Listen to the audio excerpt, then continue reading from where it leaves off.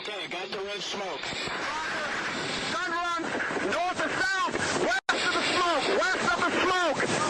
Okay, copy. West of the smoke. I'm looking at danger close now. Come on with it, baby. Give it to me. I need it. You're cleared hot. Copy, cleared hot. Okay. We're actually going now that we've done like 3 false starts. Yes. 3 false starts. That's misleading. We have not had 3 false starts. 2? Not even. 1? Sure. Okay. Somebody gave me a gift, and I feel like they were thinking of me. Mm-hmm. But as soon as I received it, I thought of you. Great. What is it? It's a snack. Okay. If you were to think of a snack that really encapsulates you, what would it be? I have never had to ponder this question. I knew, I figured it would be something gay. Let's go ahead and bring camera A in nice and tight. Oh, yeah. We can't zoom, there. by the way. It's on there. They see it. It says, for the audio-only crowd, hey, you, eat a bag of dicks. Yeah. Assorted gummy dicks for a treat that they will never forget. I will never forget that. Jen gave me to these after jiu-jitsu. Oh, wow. Nice. My tongue is like frozen from the get cold it out. cough. After jiu-jitsu, and I could have eaten them all because I needed to carb load or reload. I don't know if there's any authenticity or legitimacy to that, by the way. And instead, I know these will last you a good 30 minutes. Yeah, they will not last long around me. I know. Once this thing is open, it's like, how many can you fit in your mouth? As soon as I walked in, I could sniff them out. Which is impressive because they're vacuum sealed. I know. Anywho, what do you want to kick it off with? Bloodhound. Yeah. Cockhound, if you will. What do you want to talk about today? These are your Fridays. Friday, I feel like I ask you if we are prepared, if we're pumped, if we're ready, and you always say yes to all of those things, and I'm never sure what it's going to be. I don't even know why you ask me anymore.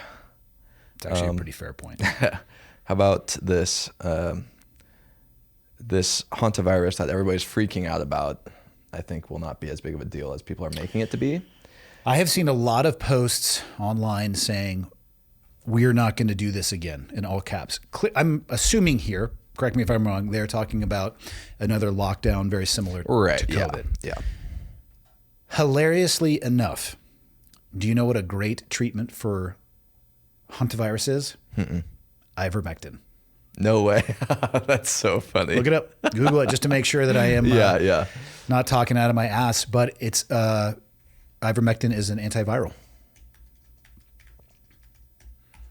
And by the way, this is not me as some scientist saying that. I read 2 articles basically said the same thing. Okay. Well, this first AI says no, ivermectin does not treat, despite recent viral social media claims. There's no clinical evidence or scientific backing. What does the non-AI say?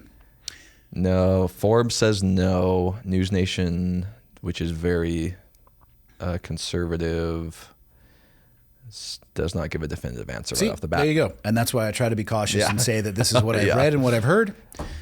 Man, I actually read a couple articles talking exactly about because ivermectin is antiviral, right? Look it up. I don't know. Let me see. I mean, I know it won the Nobel Prize. There's literally statues for it. But again, I'm trying to go back to... it's primarily antiparasitic. Antiparasitic. Research has shown it possesses broad-spectrum antiviral. Okay, but antiparasitic. That's right. That's why it has so many doses and specifically some of the reasons that it does. Yeah, well, there you go. So be very careful what you're going to wrap your head around and... I guess so. And believe. Yeah, I guess so. What is the treatment? Let's look it up right now. What is I don't think there is really a treatment for Hantavirus. I think it's more preventative. Does this come from rats? Yes, specifically fecal dust, like if you breathe in their feces particles. 10 out of 10 don't recommend. Yeah. Just fecal matter in general, I recommend not breathing in that. Yeah. There's no treatment for Hantavirus? So no specific cure, vaccine, or antiviral. Is it transmissible through person to person? Let me see here. Treatment relies on early detection, intensive support care. Okay. And then intensive care.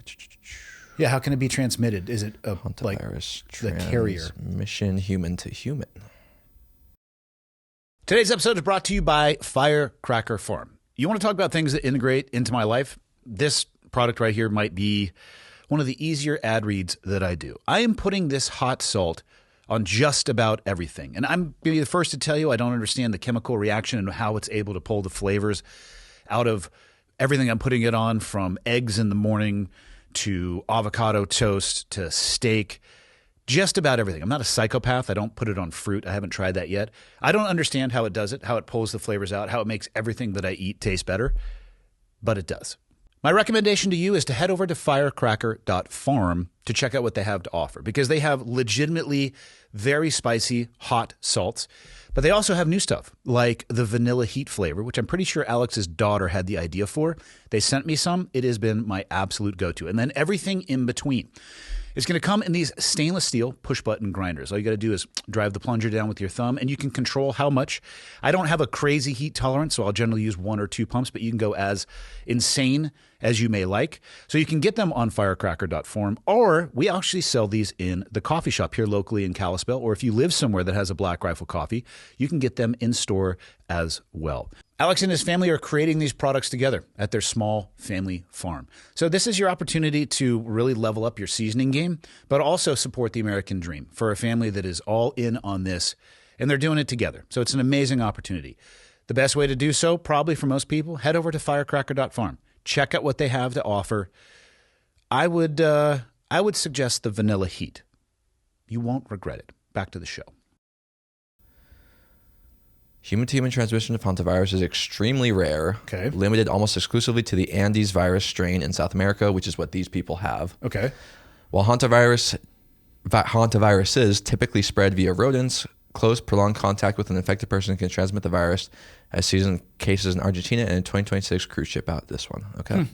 So it sounds like it's not nearly as contagious as COVID, but way more deadly than COVID. It's a conundrum. I don't know how many people I have heard say that they think that the COVID era was a government control test, and maybe it was, right? Yeah. Clearly, as we opened, and I thought I was providing good information, or at least legitimate information, easily proven to not be. Yeah. Maybe I should have just clicked, done my own research instead of just clicked on the 2 articles that I actually saw back to back, which I thought were from pretty reputable sources, but it is what it is. It's a good exercise, actually. I can't wrap my head around it being a government control exercise, because this is the result of that, or people already saying, leaping to the farthest conclusion of we're going to do a societal lockdown again. My worry would be that something would be as deadly as COVID originally was talked about, and as transmissible as what the government's talked about. And I think a lot of that was them not knowing, but still, instead of saying, I don't know, they're putting out some information that wildly scared people. But I think we're way more susceptible now to something like that than we were before, because I think people would just resist, because they would think, oh, no, we're not doing this again. You got me the first time. You're not going to get me with this hantavirus. Yeah, which is scary, because, I mean, hantavirus genuinely is. And it's not like a new... Google, what does it do to you? So let me Google it. I know, like, just broadly, but what does hantavirus do to you? Is it deadly?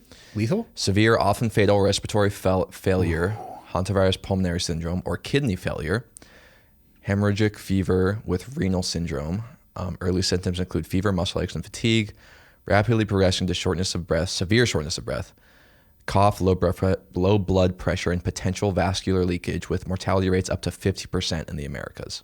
Whoa. So this, like... Some of those symptoms were actually very similar to COVID stuff, respiratory wise, at least.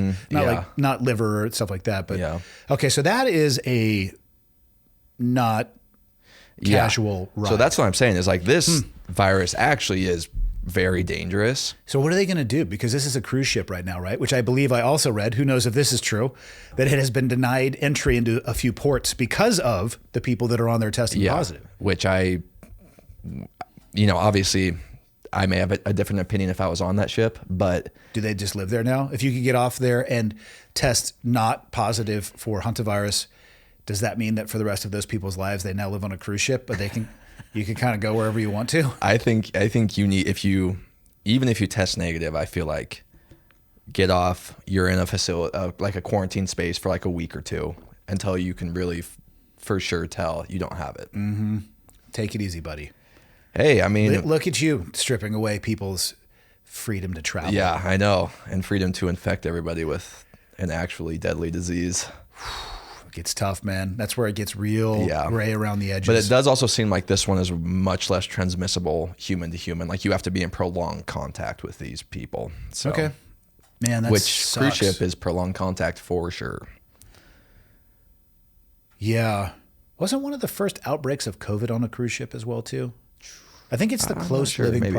That environment would be a tough one for anything that you can transmit because of the close living proximity. Yeah. I've heard stories of just cruise ships becoming basically petri dishes. Have you ever been on a cruise? No, I don't know if I really want to go on a cruise, honestly. I went when I was very young to Alaska. Yeah. My grandfather told me that I could order whatever I wanted to. And then he got extremely mad at me at the end because I had almost $600 of Shirley Temples. I was unaware that they were running the tab on me. Yeah. I wouldn't even get out of the pool. Just like Shirley Temple. Gyosan? Another Shirley Temple, please. Yeah, he was not stoked. Be clear with your direction. You said I could order whatever. Yeah, I mean, it's kind of his fault, honestly. I mean, I was drinking enough to kill a donkey for sure. Yeah, put a limit on the tab. Yeah. Sorry, Grandpa. Come on. All right. Yeah, that sucks, man. Stuff like this is real. And, like Ebola is real. We're talking serious lockdowns and quarantines. That was stuff. Big in like the early teens, right? Yeah. Well, and I think stuff like this will continue to be real as long as human beings are going around on planet Earth doing human being stuff.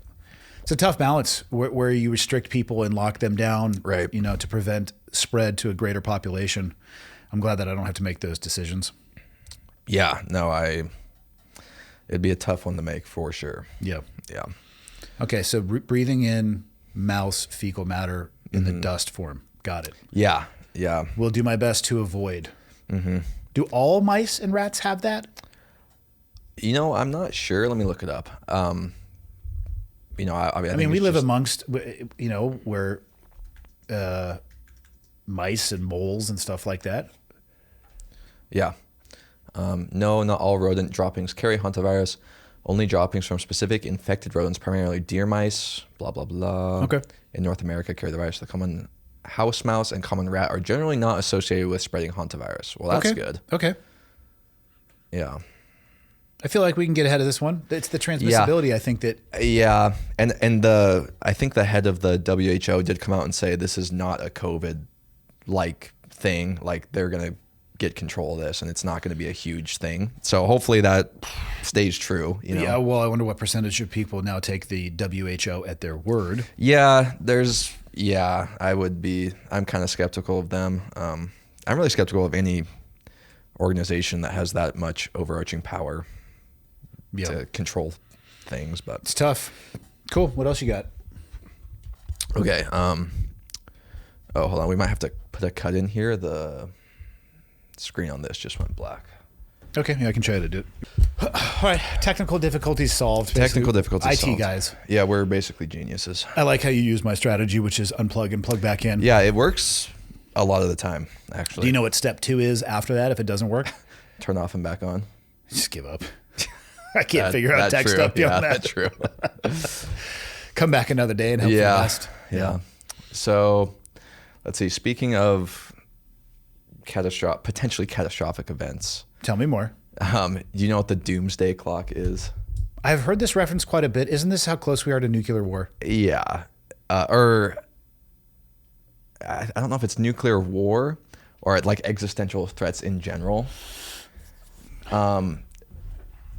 Is this an actual physical clock or is this metaphorical? Yes, and they changed the... Where is it at? I don't know, actually. Hold on, about the clock. Yeah. Created it in 1947 by the Bulletin of the Atomic Scientists.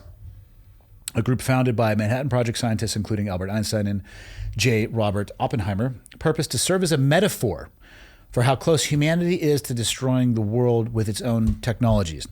I wonder if that means outside of nuclear as well. Scroll down a little bit more. Yep. Okay. The Bulletin's Science and Security Board meets twice a year to decide if the clock needs to be adjusted based on world events.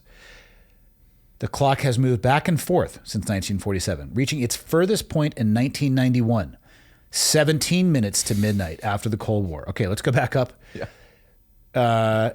The Doomsday Clock is currently set at 85 seconds to midnight. Oh my God. The closest it has ever been to signaling global catastrophe.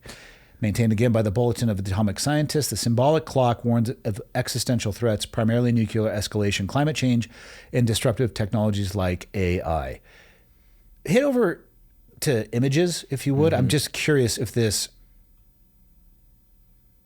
Where is this clock? I mean, these are all... This thing right here. It's literally That's this. it? Yes. That's only half a clock or a quarter of a clock. Yeah. Yeah, and they come out apparently twice a year, roll this thing out, and... To what? Scare people? Yeah, I just like... How do they not know? based on any... How do they know? They don't. They're just some dudes. Also, what a weird consensus to come to. 89 seconds. Yeah. Right? Is that what? Yeah, 89 seconds 89 to midnight. seconds. What? Not 90? Not 88? Was there at least any debate about 90 or 88? That's the thing about this clock. I think this is so dumb because it's not based. There's no mathematical form. There's no equation for this. They just sit around and think, I guess we'll do 89 seconds today. And it's just like, what are you talking about? During the like Cuban Missile Crisis, probably the closest we've ever been to like a nuclear war. Yeah. It was like 15 minutes. That was actually vessels almost crossing lines in the sand. Obviously, we're talking about in the ocean, where there was going to be a kinetic response to that, which could have likely escalated to a nuclear war. But now apparently we're at 89 seconds and there's really no, valid threat of nuclear war. I'm a huge fan of being as open as you can be, as objective as you can be, doing the best that you can be to view the world around you for what it is, not through the lens of your bias, which we all have. Yes. That could be cultural, that could be geographic, whatever it is. And I think that there are clearly, I don't think anybody would argue against that there are legitimate threats to both humanity and the world that we live in. But I don't know if this type of fear-mongering, my words, not necessarily anybody else's, accomplishes this. Because what's the story, the Cry Wolf story? Right. Over and over and over and over and over again. And so they set it to 89 seconds to midnight, which is closer than it's ever been. And again, super weird that you would, whatever. Less than a minute and a half by 1 second. If nobody reacts to this, or if the reaction isn't what the people who create this consensus, what are they going to do? Flip it to 45 seconds? Right. To 40 to 30? Guys, we're what getting are we closer, doing here? Guys. Yeah. And we live in a world on our devices and on our screens where we're bombarded by negativity, and stuff like this, I believe, can reinforce that there's just this, we're slowly marching off the cliff. Nothing can be done about it. I think I understand what they're trying to do. Yeah. Hey, we can add more time, or we could, subtract more time, but I don't know. It's just some guy sitting in a room. It's two old dudes in suits. Yeah. No disrespect whatsoever to the suits or the old dudes. Like, it just is what it is. Yeah. Wheeling this thing out here. I mean, I think we can be better than a quarter of a clock. Does that inspire you to do anything? No, it just inspires me to say, wow, this is really stupid because... And in turn, not pay attention to whatever it says on the clock. Well, like, right? what happens when they flip it to 0? I mean, the next day is going to come. And... You don't know that. True. Bold Maybe it really assertion. will be the end of the earth. Very bold assertion, Michelle. I don't know. I think you can be honest about the trajectory on where we are headed, and also honest about the fact that there still is hope, that we can, this is the same thing too, like we need to objectively look at the things that are working and the things that aren't working. Or maybe aren't as effective as they are portrayed to be. I just did a cross-country flight in a helicopter, about 11 hours in a helicopter. The number of wind turbines that we flew next to, around, over, all that stuff was unbelievable. I swear that I could have counted on both my hands, the number that were actually spinning. Yeah. There would be a field of wind turbines. Yeah. And one would be spinning, or two. And again, I am not an expert on wind turbines, and I like the idea of harnessing the natural resources that we can. But do a deep dive onto what it takes, the cost, the damage to the environment that wind turbines themselves actually create, the infrastructure required, the concrete, the steel, what they do with them when they no longer continue to work. Here's a Google image for you, Michael. And this might be a slightly, I don't want to say biased, but we're looking at these things in one configuration. Yeah. Look at what they do with them after wind turbines, when the systems fail, where they have to take them down. They put them into landfills. Just piles and piles of these wind turbines. We were out in windy conditions. Did you find some images? I think so, yeah. It's unbelievable. Yeah, pull that up. Yeah, so this is what happens. And again, I understand completely the desire to be as green as possible. We all live in the world. I want the world to be as healthy and vibrant as humanly possible. Yeah. But let's just be honest about what we have the ability to do versus what it is we're trying to do, whether this is a political motivation behind this, or like I believe that the people who are behind this type of technology 100% want it to be utilized to the best of their ability. But maybe the idea and the reality of it are not parallel. Yeah. But so much money has been invested into projects like that that you now can't back your way out of it. Yeah.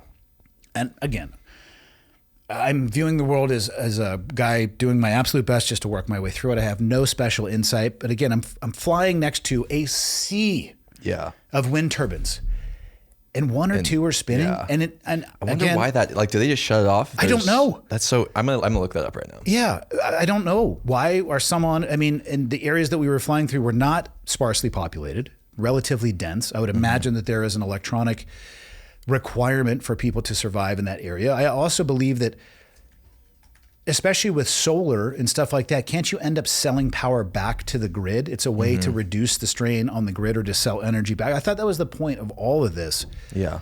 So I don't know. I wish it was that easy. Sometimes I think, and again, not being an expert on this, but from what I do understand, they will be at best net neutral. I've actually heard and who knows if this is true, can start producing net positive power in 6 to 9 months. Look it up. And last for roughly 20 years. Did you find any information on why they turned them off? Yes, I did. So if that is true, and I'm not sure if it is, I actually am not as against them. I'm not against them. Yeah. I am not understanding if the ability is there to generate the electricity to reduce maybe electricity being produced off of fossil fuels. Right. Yeah. Why wouldn't they all be turned on? Yeah. So apparently, scheduled maintenance, technical faults, low wind speed, or grid constraints not needing the extra power. There you go. Which who knows? Let's also add this to the conversation. There's a complete and total chance that I'm an idiot. Well, I mean, that's true for both of us. So maybe there was a grid constraint where it wasn't needed. There's another huge area of these by Palm Springs, which I'm not near as much as I used to be. Yeah. Oftentimes, a lot of those suckers weren't spinning either. And I'm pretty sure the LA basin could use some power, some electricity. No, I agree. Like every time I go by a field of wind turbines, they nuke birds, by the way. Oh yeah. I'm gonna see if I can pull up some videos of birds getting absolutely obliterated by. Tell me more. turbines. Now this episode is headed in a direction. Do you know where my mind immediately? Of course, I said nothing in the moment with the two guys I was with. My head immediately went as I saw them slowly spinning. I'm like, I think I could go in between those blades. Oh my god! Like, let's just do a slow 360. I think I can. They are huge. They are like huge. you don't realize it because you're so far away. Have you ever seen one up close when they're actually spinning pretty quickly? No, but I've seen one going down the highway. Yep. It needs like almost two the semi-lengths blades? of For sure. Yeah, it's crazy. Oh, this bird is done. Yeah, this isn't going to be pretty. Dun, dun, dun. Oh, it's thought hard to that tell where he is because of the perspective. But I think we'll figure out pretty quick. I know. Why is it going back? You did it. He's getting greedy. Oh, that was a wing. Yeah. That wasn't as poofy as I thought it was going to be. But yeah, I've seen videos where like they. Oh, that's a big bird. That's huge. Yeah. Wow. Oh, that's an eagle. Damn. But yeah, birds are not safe around these things. I hope that they are as net positive as this AI overview is. I hope so too. Saying. Because I do feel like some people get into their thinking rut and don't care if it works, but just care of. No, they get behind the ideology. Yeah. And that's what I'm saying. I hope that we are not trapped in that. Like I said, I am a fan of looking at things objectively. This is the plan that we had. This is what we thought it was going to be. We didn't realize we were going to have to spend or create, X amount of concrete to jam this thing into the ground, and the maintenance that was going to be required, or this, that, or the other thing. And in the end, it's like, well, not nearly what we thought it was going to be, but we don't want to say it doesn't work because then we're going to lose the PR. Right. war. Yeah. That's what I hope that we're not at. If it works, awesome. Yeah. I've heard of they have some of these things that are offshore as well too. Those things I've seen those, yeah. Or I haven't seen them, but I've heard of those, yeah. You're aware they exist. I'm aware they exist, yeah. I would also assume there's probably some special funding that these manufacturers get from the government for I'm sure that they have being energy efficient. Well, you can see that. I was going to say, have you ever had somebody come to your house and try to pitch you on a solar roof? No. You live with your parents, so that's not true, but I've also never had that happen. You don't own a house yet, but you will. We're going to get you there.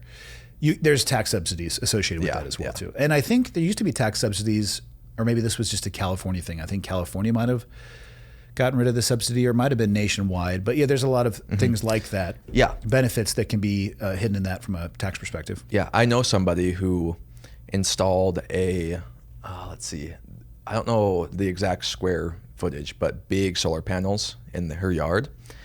And I think is at least net zero for like the electricity bill, and sometimes even sells back to the power company. The issue that I can tell with some of those, A, technology changes, B, you got to go out and you got to clean those things all the time. Snow, and not that they're not upfront about those things. And they're expensive too. They're expensive, and when those things time out from either a time or a technology limit, I mean, Google this. What do they do with solar panels that are, expired or technologically irrelevant solar panels? Do they recycle them, or is this another thing where it just ends up going into a landfill? Solar panels, which last 25 to 30 years, are mostly disposed of in landfills, which they can be recycled to come from materials like aluminum, glass, and copper. Yeah, so it's like... I like the optic up front too. It's the tail end conversation. Yeah. It's not as... What's the phrase? Dropping a quarter to pick up a penny or whatever, Stepping over dimes to pick... Or stepping over a dollar to pick up a dime. Yeah, which I don't think is like the exact situation, but it can apply here where it's like... We have to have the whole conversation. That's all I'm saying. Yeah, I agree. I do not fault people, and I would put myself into the same bucket of I would like the world to be as hospitable as possible. Yeah. Be pretty dope if we're able to live here and not kill ourselves. Indefinitely. Yeah, indefinitely. Unless you talk to Elon Musk, because I think he said Mars is how we survive as a species. I think he's been saying that for 20 years. No, that's what they're saying about Iran being 6 months away from a nuclear weapon. Yeah. Don't confuse the two timelines. Yeah, come on. Next thing you know, you're going to want to set the Doomsday Clock. Yeah. What else you got? Let's see here. Oh, so we briefly touched on this on the last episode we did, but the quote unquote rape academy. On the last interview episode we did? Yes. With Rachel? Yes. Yeah, pull this up. That was so disturbing. By the way. Did you do a little bit of homework after that episode? I did. Oh boy. Your and search history might put you on a felony list. Luckily, the numbers are not as potent as the initial they initially seem. Still not good, I will say. But yeah, you can just read. Yeah. Okay, and so for those of you listening to this, the reference to the episode Michael just made isn't going to make sense because that episode's not going to be out for... Yeah, it's going to be after this. 2 weeks, I think. I'm going to jockey that one, I think, to come up after next week's. Yeah, so it's not going to make sense, but I'm going to read something here. It was a topic we briefly touched on, and it was legitimately, the name of the topic was a rape academy. It's which disgusting. It's as bad as you actually would think it would be, horrible. If not, potentially worse. Yeah. So the original claim that we were looking at was that in April of 2026, that 62 million men attended a rape academy. And yeah, that's just a horrendous headline. But what this is saying is those claims are misleading and inaccurate based on an analysis of the original reporting and subsequent fact checks, thankfully. But it's not like it's great. Yeah, it's... Yeah. Well, a CNN investigation published on March 26, 2026, did uncover a disturbing real online network where men share tips on drugging and assaulting women. The 62 million figure does not represent the number of participants in that network. Here's the actual breakdown. What the 62 million means. This number represents the total monthly visits and page views to a specific larger pornographic website, Motherless. Again, still not great. No, it's not. Like, let's not pretend that this that is hosted great. The harmful content, not the number of people who attended a rape academy. So the actual size of the group. The specific Telegram group dedicated to these acts, described by some as a, in parentheses, rape academy, had roughly 1,000 members. A large concerning number, but drastically lower than 62 million. So I will say this. If you had to force me to choose between 62 million and 1,000 people that are participating in this, sure, that's an easy choice. Yeah. That doesn't make me feel any better that there is a group of people using, again, the internet being the best, worst thing that we've ever created as humans, using the connectivity and ability for 1,000 guys to come together under this topic in a way that I will describe as refining their predatory nature, which is just, I got no time for that whatsoever. Yeah, it's absolutely disgusting. I mean, and when I pull this up, I'm not trying to excuse the other 62 million people that went to a site called Motherless. Like, that in itself is pretty gross. It's gross to you. I don't know about you. Like, for me, I've seen porn before. Yeah. Not unaware of what it is. Never have really had an interest in consuming pornography. Just being totally honest, never really did it for me. Yeah. Don't get me wrong. I think women are beautiful. It's cool seeing naked women, especially when you're a younger man. Awesome. Totally get it. I am not saying, and an older man too, by the way, like I understand it's a natural desire, depending on how you're wired, whatever optic or direction you want to look at. I understand that. But I think it just sets such an unrealistic expectation of what the other sex or same sex, whatever bucket you fall into, of what it actually is like, or any level of intimacy. It'll scramble your brain. For sure. Yeah. And I say that based off of having conversations with people who have openly said, when I was younger, I watched so much porn, and almost all of them will say this too. And this is super anecdotal, just based off conversations I've had with people that were not on podcast. They weren't looking for it when they first encountered it. And they were we're talking 9, 10, 11, not looking for it. But when they found it, Yeah. it became one of the few things that they consumed online. And they were doing it through and around the parental controls Oh, yeah. Yeah. that their parents had on them, whether they were opening up a browser inside of a program or a sub browser, or using one of their friends' devices that didn't have a parental control, because parents have different thoughts on this.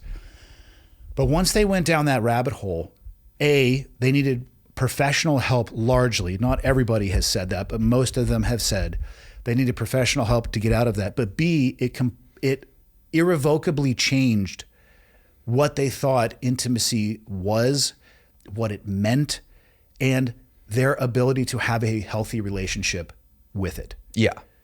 Well, if you consume it at that young of an age, before even having the talk with your parents, it's like, well, of course that's going to set what your expectations are.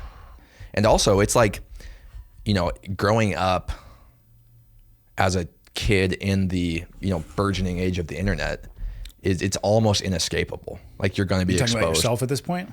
Not necessarily. I think just in general. Yeah. Like you're going to be exposed, you know, by the time you're a teenager at the very If an adult latest. with a fully processed brain wants to watch porn, go to town. Yeah. You know, if people who are in that line of work are consensually making it, go to town. Live your life how you want to. On the other side of that, the people who want to consume it, I am not here to judge how you live your life. I will go back to almost what I always say. Adults, consent, I'm not here to tell you how to live your life. As long as those two things are present. Yeah. But I worry about, it has always stuck with me what the people have said about it shattering their ability to have any level of intimate, what they would call, in air quotes, normal intimate relationship with somebody, because they're detached from the reality of it. What a weird name for a website, by the way. Yeah. Very non sequitur to what I was just saying, but I'm Yeah. just thinking about that in the back of my head. The motherless. It's just, yeah. I mean, I would say What's that your generation's view on porn? I mean, I'm sure it depends per person, but yeah, it probably depends. I mean, I don't know. I mean, generally, what am I trying to, like, apathetic? Like, I am not particularly a fan, but like you said, I don't really care. Like, as long as, again, consenting adults. like, I get it. I understand the role it can fill for people at times, but I think it goes from fill in the blank to all that they can connect with. And because it is literally at your fingertips, that is just, I'm sorry, but human beings, our brain, I don't think are designed to deal with that at all. No, well, especially, again, at a developing age. And here's the other thing too is, you know, I don't know if this is what actually happened, but would be in the porn companies, plural, best interest to expose users at such a young age to where they're hooked. And then they have a quote unquote customer for life. And now, It's a slippery slope. Again, I'm not saying this is what happened, but it is interesting that so many, you know, if you were a kid growing up in the, you know, information age, you were almost certainly going to be exposed. And from then point on, probably hooked. Growing up as somebody who went through those years in the non-information age, you're still exposed. Yeah. VHS tapes, still a thing. DVDs, still a thing. Playboy, Hustler magazine, still a thing. I think that was, I mean, is Playboy considered to be pornography? It would have to be. It's full nudity, right? Probably depends on the year that you were to pick up so. an episode. Pretty sure that was my first exposure through a friend. It was like, hey man, check this out. And I didn't even know what he's about to show me. And then it's a Playboy, like super glossy edited image. But so just because we're not in the information age, it's just the slower information age. Is the age that I grew up in. You're in the faster information age. But though. I think, I don't know, would you agree that it is more accessible?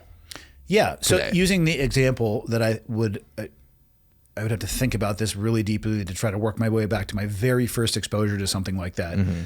I didn't leave with it. I didn't have access to it again after viewing it for 5 seconds. You kind of had to work to get it.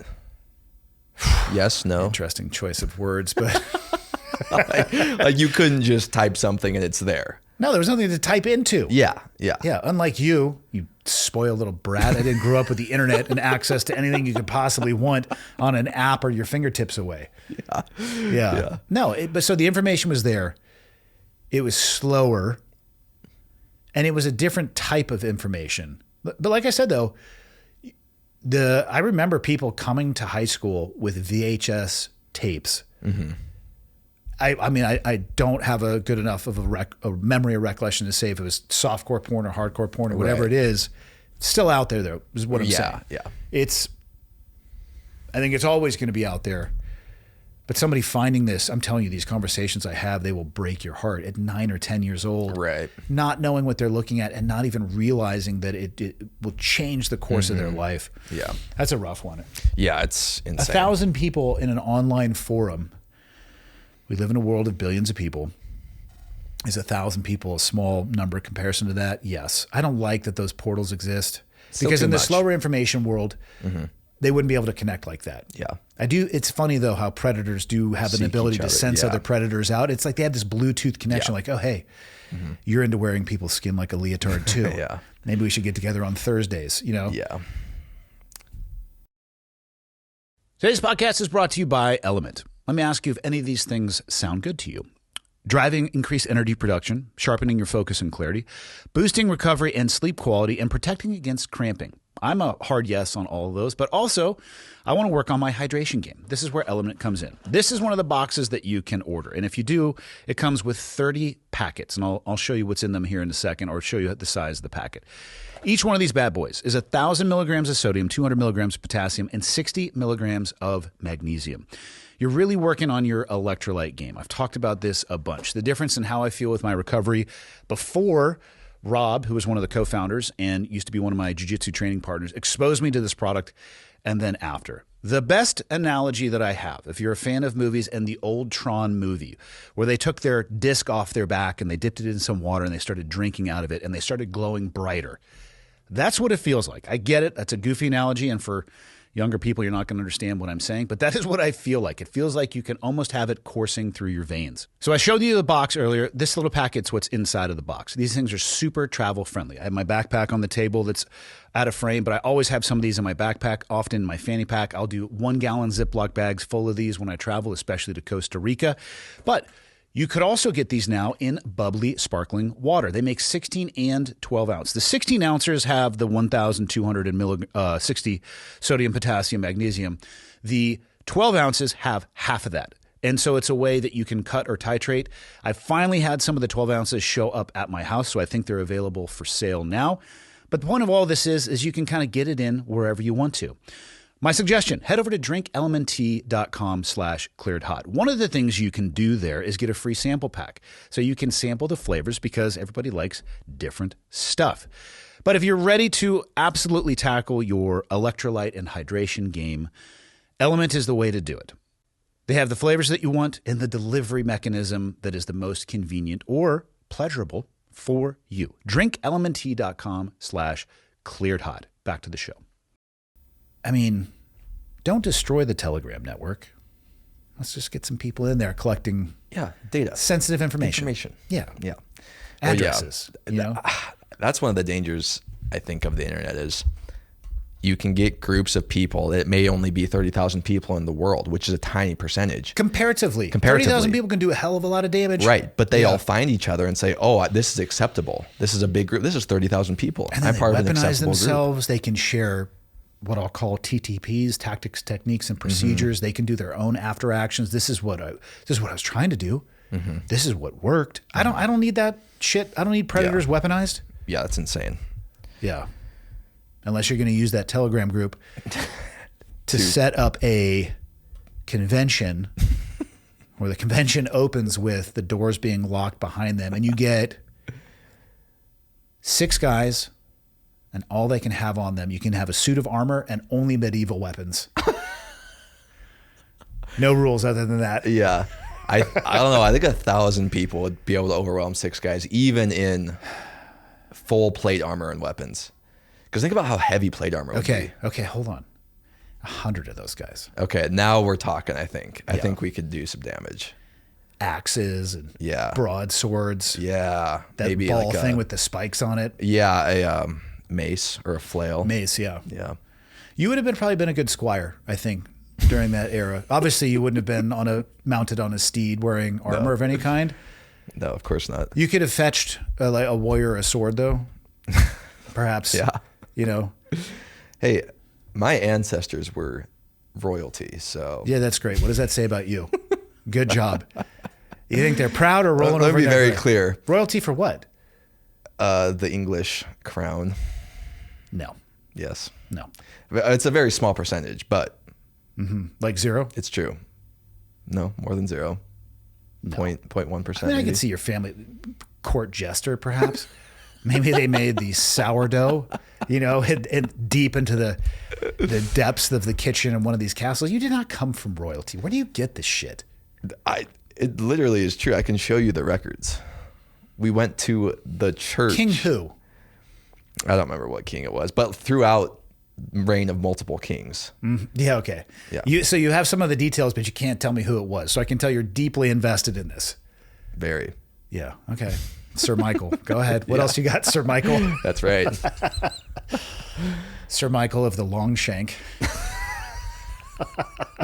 Damn right. Oh, God. Did you actually research that? Like a family genealogy? Oh, yeah. No, we actually have on my paternal grandfather's side. They came over in 1700, but before then, they were in a village called Shelton, England. And they were... Have you ever been? Yeah, we went there. How was it? It was cool. It was really cool. We went to the church. Did you walk around and say, I don't know if you guys know this. Yeah, but it's not much of a village anymore. It's more of just an area. But there is a church there where Did you tell everybody that your last name was Shelton? Yeah, and they all bowed down to me. As expected, of course. Sir Shelton. It was cool, though. Yeah. Really cool. I don't have a village like that. Yeah, well, looks like you weren't royalty. Yeah, we don't need a genealogy test to out in the field picking potatoes, probably. Yeah, that was like all my other ancestors. So apparently, Epstein's suicide note was released. Did you see this? I did see this. I'm just like, maybe. You know, here's a question on this one. Do you think that this topic will ever die? Not until we know everything comes out. How will we know? And, Yeah. and this is the line of thinking that I'm going down. I was thinking about this earlier today because I think I saw this morning. Because already people are saying it didn't have a signature on it.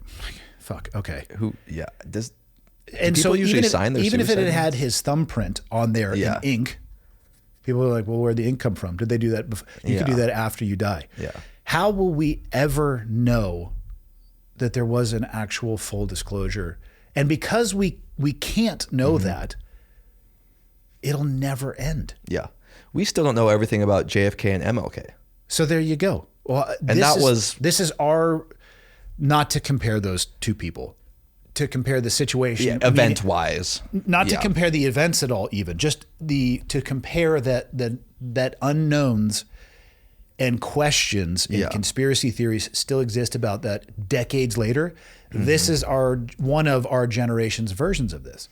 How will we ever put this to bed?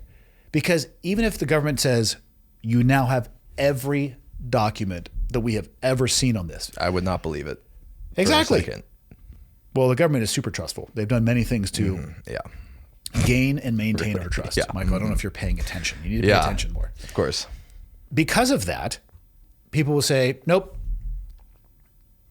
I don't believe your findings because you're not looking at everything. But there's no proof that we're not looking at everything. But there's also no proof that we are looking at everything. Yeah. So where does this lead? This is a self-licking ice cream cone that it doesn't stop. Yeah. I mean, I can tell you it's not leading to any arrests or any sort of punishment for people implicated or even investigations. Only in the U.S. Only in the U.S. Yeah, because I think I read Germany, the UK, several other places. It has at least been career ending. I don't Yeah. know about the status of charges, but it has been career ending. Yeah. I still love that picture of, what is it, Andrew? What is his royal name? Back of it. Mountbatten? Horrible. Pull up his picture, please. I think it's Mountbatten Windsor or something. It's Mountbatten. And true. I love that image of him in the car. Clearly, that was like a burst of photography that was being taken, and I guarantee you could have used an image that was a little bit more, this is so funny. Favorable to the subject matter than that. And I also completely understand why they didn't. Look at it. Good God. Beautiful. And yeah, Andrew Mountbatten. That's what I read in that. Yeah, I like that name for him. Mountbatten Windsor. God. But not in the U.S. Like I said, you see people leaving government service, and I think most of them are phrasing it as a retirement. Who knows what's going on behind the scenes? They probably give them the classic choice of, you can either retire or we're going to fire you. So you can either present as if you were getting in front of this, or we're going to do it for you. And I understand why people make the choice that they do there. But not here in the U.S. And I don't know what to make of that. Yeah. It was like I was saying when I was talking with John. Do I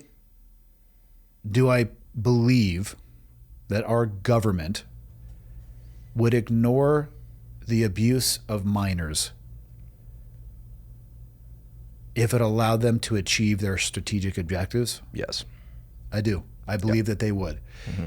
And because of that, the victims are never going to get the justice that they deserve or see the punishment. And I don't know what that says about us as a country or those organizations that would be willing to do that. I think I'm viewing this through the same lens of publicly available information that everybody else has. I do not see how anybody could have been near that man's orbit and be completely oblivious, especially, was it post 1996? When was his conviction in Florida? Oh, yeah. I'm not sure exactly, but was that his first conviction? I think so. 96 might be way too early. It might be 2008. First major conviction, 08 in Florida. Okay, yeah. I don't know why I said 1996. That was way... He had a massive network, massive influence, massive access to people in huge positions of power well past 2008.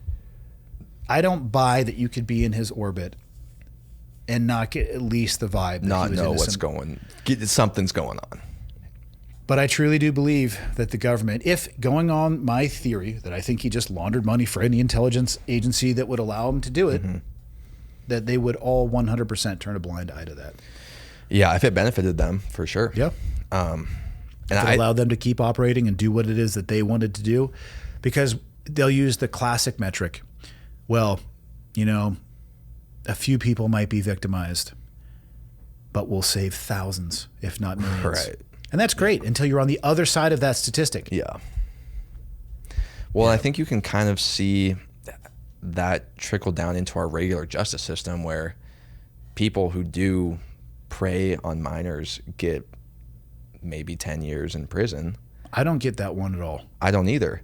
But then you see people who burn down a warehouse, which I'm not saying that's a good thing to do. Full of toilet paper? Yeah.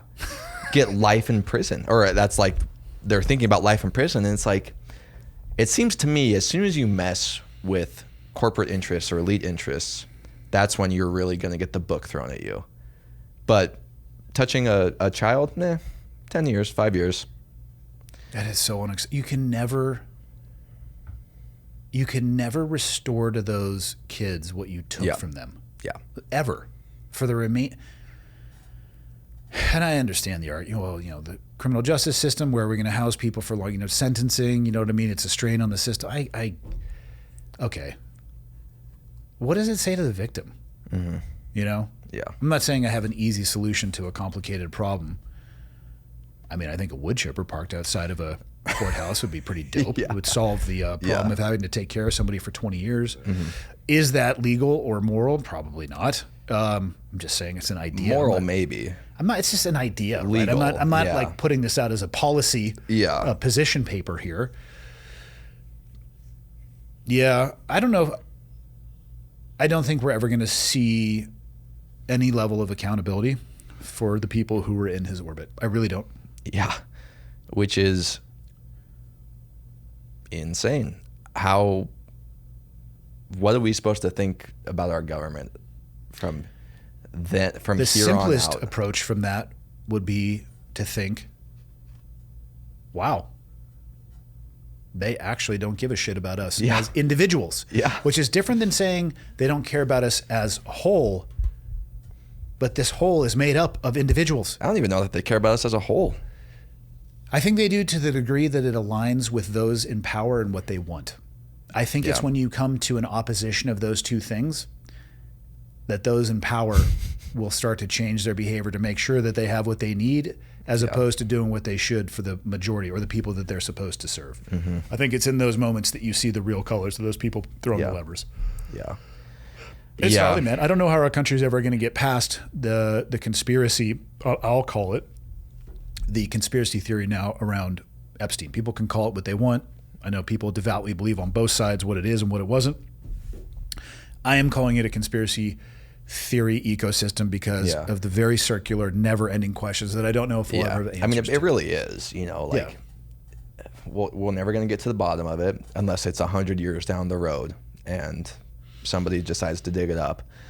I bet you when we are much older, 20 years from now, I bet you some more illuminating information will come out. I hope so. I hope it's sooner, but realistically, that's not going to happen. Yeah. And just puts a lot of. I mean, I think a lot of people are thinking, why would I ever help this government in any shape or form? This is, just a complete loss of faith, and not that there was much to start, but. My worry is it edges people towards, I know that's one of your favorite words, but not in that setting or phraseology. It edges people towards them wanting to ignore and not participate in the systems at all, which I think actually empowers those that are in those systems, because then they can continue to change things slowly and microscopically over time to get to them to a point where it's then irreversible. Yeah. I don't think it's irreversible at this point, but I think we're getting pretty damn close to places where a lot of this stuff is going to be irreversible. We shall see. We shall. Yeah. What else you got? Let's see. Old Andrew Mountbottom. Mountbottom. All right, let's end it on kind of a funny one. Thank God. You could have opened it on one of those too, by the way. That's true, but ending it on this is better. So this channel, it's called Brave Wilderness. Okay. And this guy purposely gets 21 million followers. My goodness. Yeah, purposely gets stung by some of the most painful creatures for content. Let me just back it up a little bit here. So this is a cow killer wasp, I believe. And whoa. His reactions are insane. Nice wrist wear. He's shaking. I would be too.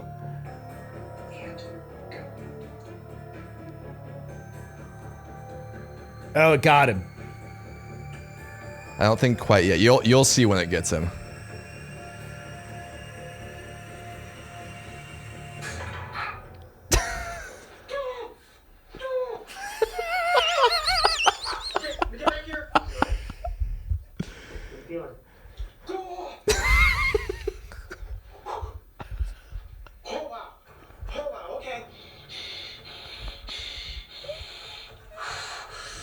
He's really in it.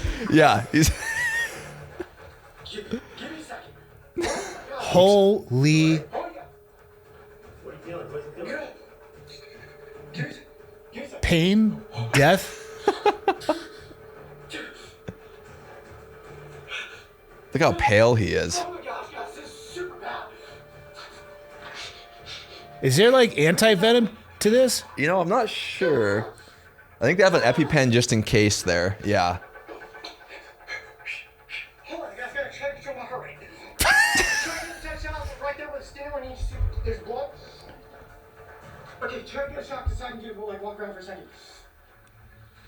Right there. It doesn't even look that bad. I could feel it. It was like, you could feel it. Go all the way under the skin. All the way in. I could feel it insert into my arm. You alright? Okay. Now they say that the sting of the velvet ant will last for about 30 minutes.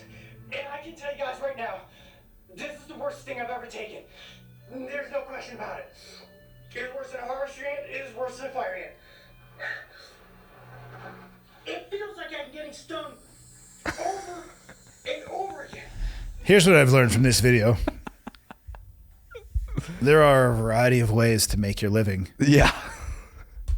Feel free to choose one that aligns with what you want to do with your life. Because I don't care. I mean, everything, the camera eats first, as they say. Yes. So I get why he's doing this. I mean, 21 million views. That's crazy. That's 21 million subscribers. Scroll down. Oh, how many views does this have? 86 million views. The AdSense on that goes crazy. Don't care. I don't care. I don't care if there was a pile of $100 bills laid out on this table.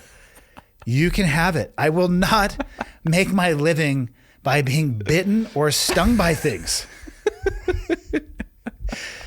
However, having said that, if that's what you want to do it well. Yeah. And he does. He does this with every bug you can imagine. If it has a painful bite or sting, he's done it.